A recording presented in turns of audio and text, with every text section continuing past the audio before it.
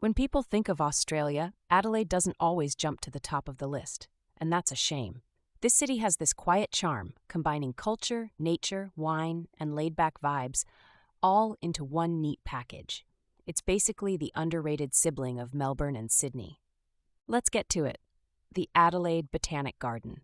It's like stepping into a green oasis in the middle of the city, with glass houses, weirdly fascinating plants, and little secret walkways. If you've got kids or just love nature, and honestly, who doesn't? This place delivers. Then there's the Adelaide Central Market. It's like a sensory overload in all the best ways.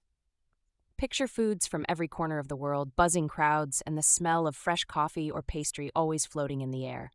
Go hungry. It's basically a rule. Wine country is about 40 minutes away, Barossa Valley.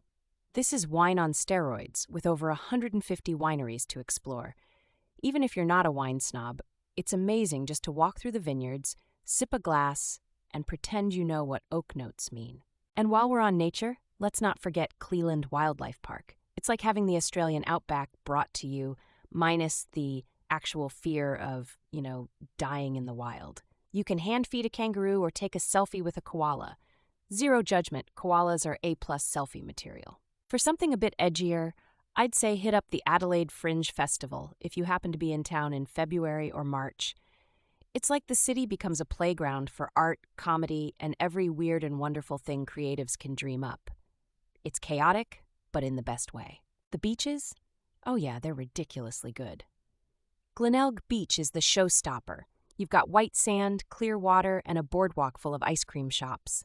Beaches in Australia are like Starbucks in Portland, just everywhere, but still exciting to visit. Mount Lofty? It's not Everest, but still a workout. Climb it or drive, for views that feel like you earned them. You see the entire city sprawling out below, and if the weather's clear, bam, ocean views too. Hahndorf is the unexpected German village nestled in South Australia. It's as charming as it sounds. Picture old-world architecture, bratwurst, beer, and bakeries that will ruin all your diet plans. It's weirdly wholesome and kind of perfect.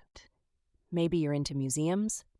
The South Australian Museum has this enormous, slightly intimidating collection of fossils and Aboriginal artifacts. It's got that staring into the past vibe, which will make you feel tiny and insignificant, but in a good way.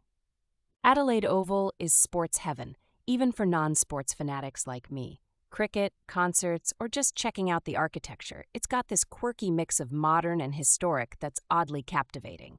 Plus, they do roof climbs. Who thinks of these things? For something offbeat, hit up the free tram that runs in the city. You can ride it just to people watch and get a slice of local life, or use it to jump between spots like Rundle Mall or Victoria Square. It's not fast, but it's fun. If you need downtime, North Terrace is your street. It's like this boulevard of everything that makes a city cool: museums, art galleries, and historic buildings. There's even a casino nearby because nothing says relaxation like losing $50 on blackjack.